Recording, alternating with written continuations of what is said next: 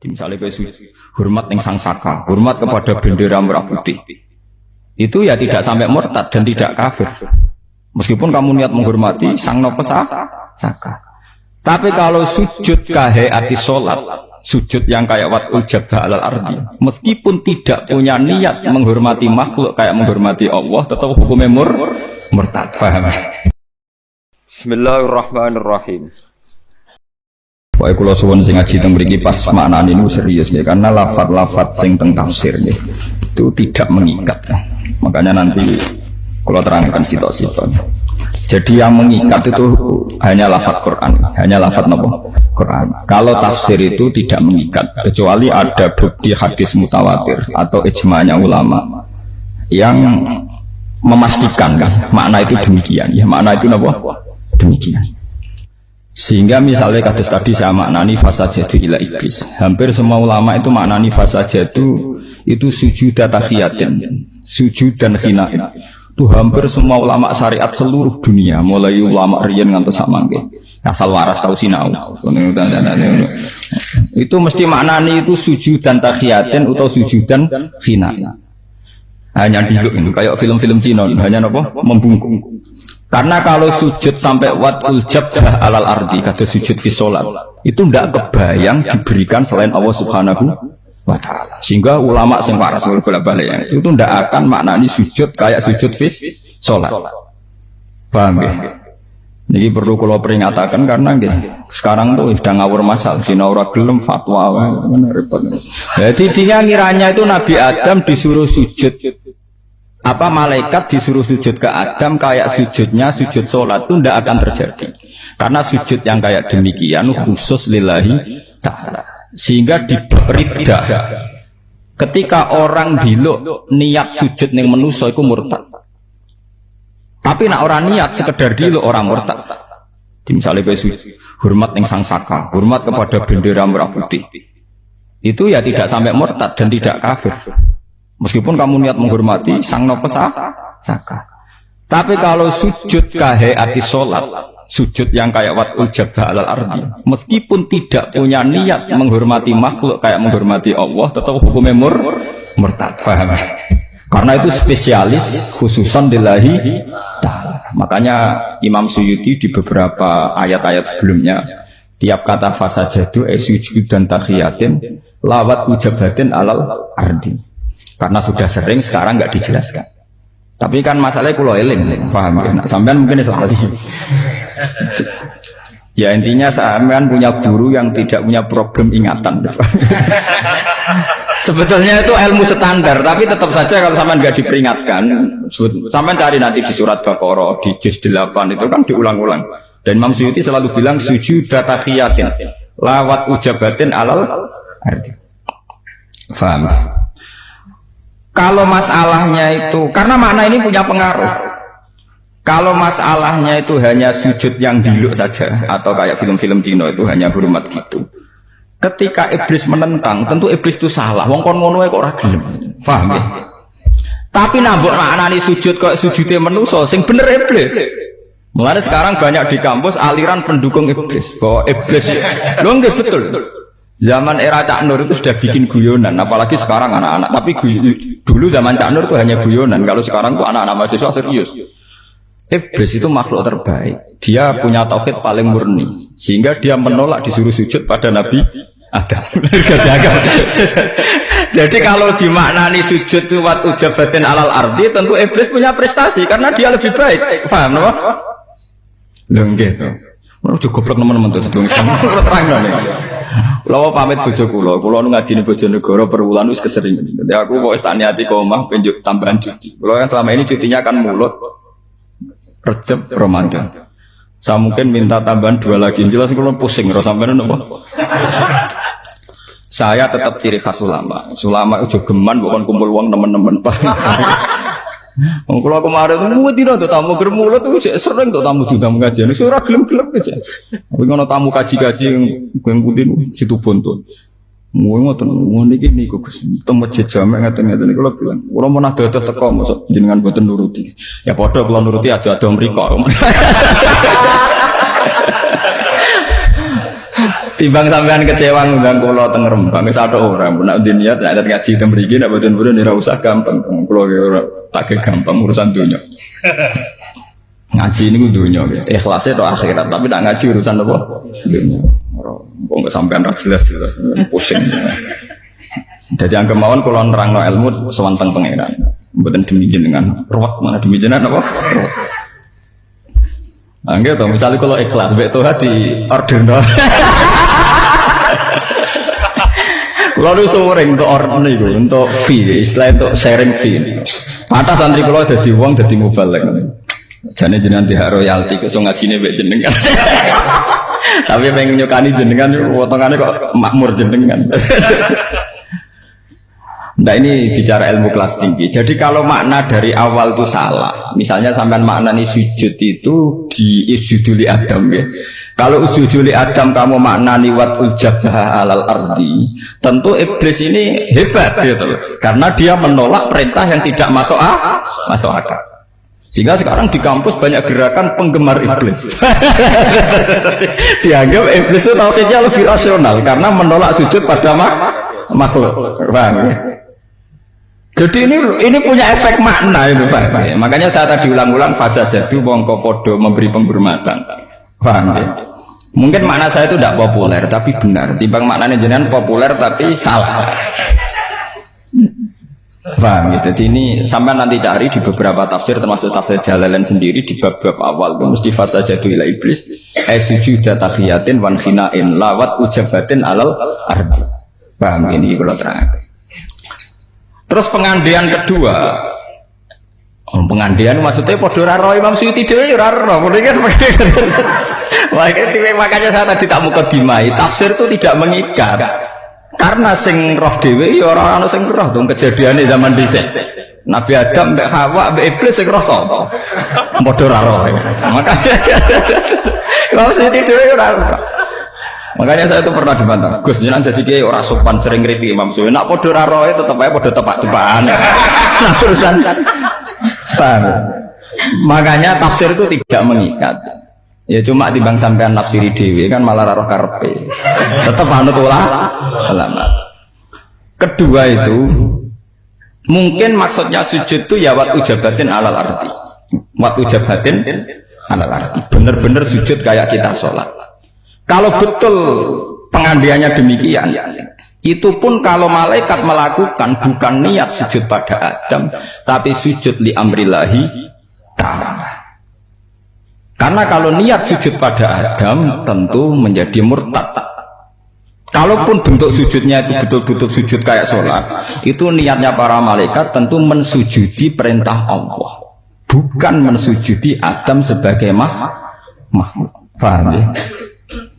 Dan itu pasti begitu. Artinya kalau itu terjadi, pola kejadiannya gitu, kronologinya begitu, pasti niatnya malaikat sujud ning perintah Allah, orang sujud kepada Adam sebagai makhluk. Nah, sampai ngono malaikat itu salah niat, berarti ora tau ngaji bab murtad. Paham? Dan harus begitu. Makanya kemarin saya baru dari Jogja kalau cerita. Malaikat itu dia ora tau ngaji.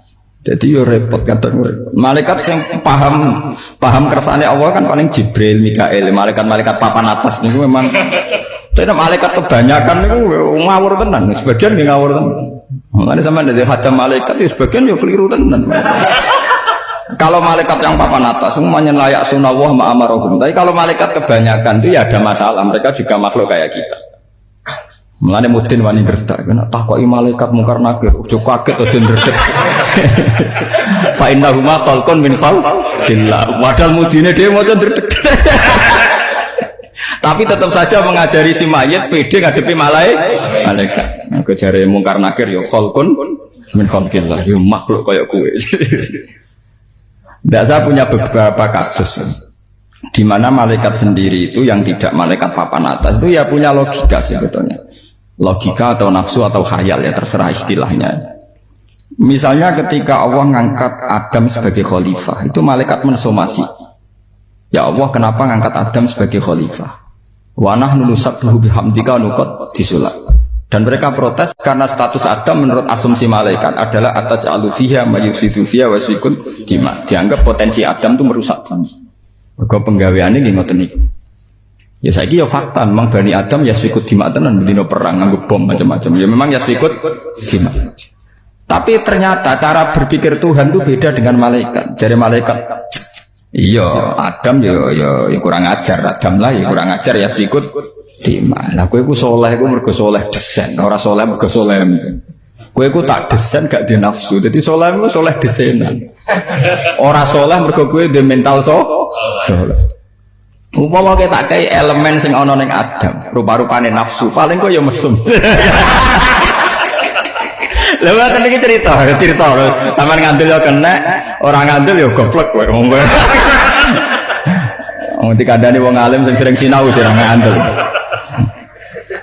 Ngawur-ngawure kula itu bacaannya banyak, paham bacaannya banyak. Sak pinter-pintere sampean tetep sitok ilmune sitok. Makna apa guru iku ora pati paham. Wis gak pati paham ditinggal golek dhuwit. Parah ilmune sampean parah. Nang tuh wis kiai nek fatwa konsultasi. Gak ngono yang menyesatkan tenan. Akhirnya pangeran ngenyek mereka. Kowe iku saleh ora krana komitmen, pancen tak desain soleh, iku kue rata ke elemen sing berupa nafas. Makanya di cerita-cerita kitab kata sekarang Syekh Nawawi Banten ada malaikat sing sok suci. Ini ku sing saiki dadi bintang Zahroh tengene kitab-kitab. Malaikat itu bilang, ya Allah saya berani menantang tantangan itu. Saya kalaupun jenengan kasih nafsu, tetap eling jenengan, tetap maca tasbih. Karena ini sudah komitmen saya. Saya pangeran dikai nafsu mesum, nafsu napa? Mesum salat. Tenan didono ning bumi lala pas orang itu adus. Walhasil mek malaikat itu terus berkosa. Bareng diperkosa ndekne sobat kepengin munggah ning langit itu ora iso munggah mergo bar mesum. Bar napa? Saya pengiran kan. Lah iya sak nakal-nakale Bani Adam ngerayu barang ke langsung kan. Sak nakal-nakale Bani Adam kadang ngerayu barang kowe apa lagi? Langsung kan. Dadi parah kowe. Cara takake nafsu parah kowe. Makanya sirrinya umumnya manusia itu menurut ijma'nya ulama masih afdal ketimbang umumnya malaikat. Manusia spesial yo luwih afdal timbang malaikat yang spesial. Tentu sampean kan nggak bisa dibandingkan Jibril karena kamu umumun nas ya bandingannya umumul malaikat. Spesialnya malaikat kayak Jibril ya kene dijago kayak Nabi Muhammad. Urutannya kan gitu, masa kita dibandingkan Jibril kan tidak fair. Permainannya tidak fair. Masa Nabi Muhammad tiba badino malaikat sing mesum kan juga ada apa? Tidak fair. Memang makanya ulama kalau mentakwil kan umumul malaikat itu bandingannya dengan umumun nas dan khususiatul malaikat kayak Jibril Mikail bandingannya ya khususiatun nas. Jadi misalnya malaikat dijago Jibril, itu dijago Nabi Muhammad. Kono Mikail kene Nabi Ibrahim wis pokoke golek-goleki lah. Kira-kira. Golongane Israfil itu didubek Nabi Musa, Nabi Isa. Lah malaikat sing mesum iki bandinganmu. Cuma nek sampean mesum kan SMS-an sik ngrayu sik janjian ning macem-macem. Iku ora janjian ya ora SMS-an langsung kan. Paham ya langsung kan. Mulane malaikat itu dianggap duwe sisi sing luwih parah, di sisi sing luwih napa-napa parah. Di sing disebut wa ma unzila alal malaikaini bi babila haruta wa marut. Makanya ulama itu khilaf. Bagaimana mungkin termasuk malaikat tapi kasusnya mengajari sihir. Sama seperti bagaimana mungkin iblis yang berkategori malaikat ternyata balik. Nah, itu katanya ulama. Memang malaikat solehnya itu soleh desainan awal, bukan soleh karena komitmen melawan hawa nafsu. Beda dengan solehnya manusia. Itu mengkhofa maqama rabbih dan benar-benar wanahan nafsa anha. Kalau malaikat tidak pernah nahan nafsa, memang didesain tanpa nafsa. Jadi kemana cara sampean didesain impoten, didesain kere, didesain uteke kelainan, terus gak tahu zina, itu rapati digandar. Mereka orang-orang perjuangan deh, Pak. Kok sampean ngerti didesain kere, radio duit, bingung. Itu razina rapati untuk ganjaran. Pancen rano sing gelem, paham? Rano. Makanya yang dipuji Rasulullah tidak zina itu aturannya warajulun da'athu imro'atun dzati mansibin wa jamalin faqala inni akhasullah. Jadi sab'atun sing yudhilluhum wa yauma la dhilla illa dhilluh itu harus syaratnya wa rajulun da'athu imra'atun zatu mansibin wa jamalin faqala inni akhafu. Wong lanang maco bodine wapi terus dijak main mbek wong wedok ganteng tapi tetap muni faqala inni akhafu. Kalau sampean kan ndak perempuannya yang lari. Umpama kepengene ra kesampean, Pak. Umpama kepengene ra napa? Sampean.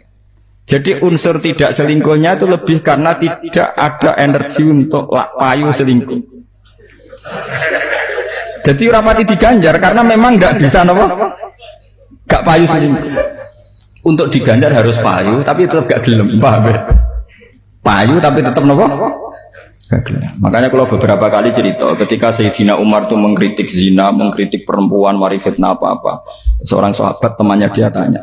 Ya Umar, kalau begitu Anda kok tidak minta Tuhan saja, sahabat mesumnya dihilangkan. Dari Umar, aku seneng tetep ono. Tapi rawan zina. Yo tetep ono tapi ra zina. Sing mari tok ganjaran yang ngempet. Lha boten kok wajar hadis kan, Pak. Sing mari ganjaran nggih ngempet. Ngempet niku. Mulane ketika sampean ngempet zina, ngempet maksiat kok ra sida. Iku ra sida, ora usah ngamal apik. Pokoke iso hamba bisa yaten kok falam ya'mal wis kutibat hasanatan kamilatan, bukan sekedar wahidan tetapi napa? Kamilatan. Kepengen ora kesampaian. Padahal iso, iku kutibat hasanatan kamilatan. Ya modal kepengen rasido malah mari ganjaran. Tapi kan bermain api itu. Ya masalahnya kan resiko toh, bermain apa? Bermain. Ya, tapi kan malah seru toh, malah apa? Ini benar-benar ngertos. Terus kalau balik ini malik. Jadi memang kalau polemik di tafsir itu tidak mengikat. Karena tafsir sendiri itu sebagiannya tidak mutawatir, juga tidak ada ijma. Kecuali tafsir yang menafsirkan itu dengan hadis-hadis mutawatir atau didukung oleh ijma, maka itu mengikat. Dan tebak-tebakan cerita Adam, Hawa, tebak-tebakan tukaran macam-macam. Terus tunggal ahli sunnah sampai Mu'tazilah, bantahan ya podo kadang ya podo goblok, podo raro. Sama rasa darani Gus kualat orang arah kualat, ini urusan ilmiah, urusan tebak-tebakan. Jari Mu'tazilah itu wongnya pinter-pinter, ya iman be Quran. Sama jangan ngira kalau sampean sendiri yang iman sama Quran. Menurut Mu'tazilah, surga sekarang itu belum ada. Jadi nak mana yang minal jannati yo perkebunan, kira-kira di India, di Hollywood itu soalnya kalau ya orang Mu'tazilah itu yakin betul kalau surga sekarang itu belum ada. Dan sampean jangan ngira kalau Mu'tazilah itu berdasar akal, ya tidak. Mereka mustadillina bi qaulihi ta'ala arduhas samawati wal ardu. Sariqu wasabiqu ila maghfiratin mir rabbikum wa jannatin arduhas samawati wal ardu. Bergegalas menuju surga, di mana surga itu luasnya seluas langit dan bumi. Kalau surga dan neraka sekarang ada, lalu diletakkan di mana? Karena yang namanya dunia itu isinya kan hanya langit dan bumi. Kan tidak mungkin al-jirmul akbar fi haizil jirmil asghar. Kan tidak mungkin satu jirim yang lebih besar yaitu surga yang katanya ambane langit bumi, kemudian sekarang ada di dunia yang kapasitasnya masih luas surga. La yumkinu ayyatamakkana al-haizul akbar fil haizil asghar. Mereka yakin betul. Ketika ditentang ahli sunnah, fakaifa bi qissati Adam. Ceritanya Adam terus piye? Iku jannah bi ma'nal bustan. Wis sekolahane perkebunan ya. Ahli sunnah yakin nak swarga iku wis ana. Tapi ya padha ra roh, kalau darani ini tidak ilmiah, padha ra roh. Wong dalile ahli sunnah iddat lil muttaqin niku nganggo fi'il mandi. Fi'il mandi ku wis lho urusan akidah kok bantah-bantah urusan fi'il napa? Mandi. Mergo surga nek iddat lil muttaqin jenenge disediakno nganggo fi'il mandi berarti wis ono. Lah nek fi'il mandi kanggo mudhari ya pirang-pirang, misale ata amruwa. Amruwa maknane kiamat. Ata fi'il mandi. Qad qamati salat itu fi'il mandi padahal lagi qomat urung salat. Bata-batan akidah jadi nahwu barang. Makanya ahli sunnah sendiri kalau begitu ya tidak mengkafirkan yang menentang karena ijek tebak-tebak. Wah ahli sunnah kena titenane gampang. Saya ini ahli sunnah yang paham. Saya ini sunni yang paham, bukan sunni yang anut-anutan. Ahli sunnah itu kalau yakin pendapatnya mutawatir, dia pasti akan mengkafirkan yang menentang atau memurtadkan yang nentang. Tapi kalau pendapatnya masih sama-sama tebak-tebakan, ini ya 50-50. Ya sebuah kono apa? Makanya dalam ijtihad itu yang salah pun diganjar karena masih tebak-tebak. Makanya dalam etika ijtihad seperti NU, Muhammadiyah, Wahabi, PKS semuanya termasuk P3, PKB semuanya. Yang namanya etika ijtihad oleh ulama dulu selalu begini. Madhabuna shawabun yahtamilul khata' wa madhabuka khata'un yahtamilus shawab. Dan sampean kalau waras cara beretika ya begini ini. Ya, cara beretika begini. Madhabuna shawabun, pendapat saya itu benar, tapi yahtamilul khata', mungkin salah. Pendapat Anda salah, tapi mungkin benar. Karena ijtihad itu tebak-tebakan.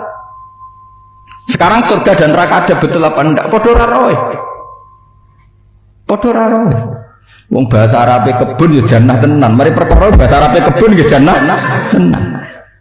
Lho nggih, kalau kata jannah maknane mesti swarga. Saiki delok ning cerita surat Kahfi. Cerita surat Kahfi sing faqala lahu sahibu wa yuhawiruhu akafarta billadzi khalaqaka wa dakhala jannatahu wa huwa zalimul li nafsi. Qala ma azunnu an tabida hadhihi abada. Niku jannah artine swarga napa perkebunan? Sing cerita teng Ashabul Kahfi nggih. Perkebunan kan? Yang menceritakan dua teman berdialek itu wadakhala jannata wa wadzalimul linafsi. Kanjeng Nabi juga biasa ngendikan misalnya sing pidatone wong-wong tukang mubalek nikah senengane baiti jannati. Ayo mergo ana perkebunan ning kono ana wit apa jenenge golongane kates, golongane gedang. Ngene semuni baiti jan padahal ning kono ora ana widadari wong judes. Tapi tetap aja selain baiti jannat. Lah semari repot tuh manane jannati itu tetap perkebunan. Mari perkara kan iku. Ahli sunnah yo, akhirnya yo ora pede. Ya padha ora pede yo, padha tebak-tebakan. Makanya saya sebagai ulama itu ya tenang mawon, cuma kadang kalau diamuk diam. Wah, ngoten niku ora ngrusak akidah. Sing ngrusak akidah iku bodoh. Nak macane akeh malah ora. Tetep luwih ngrusak bodoh.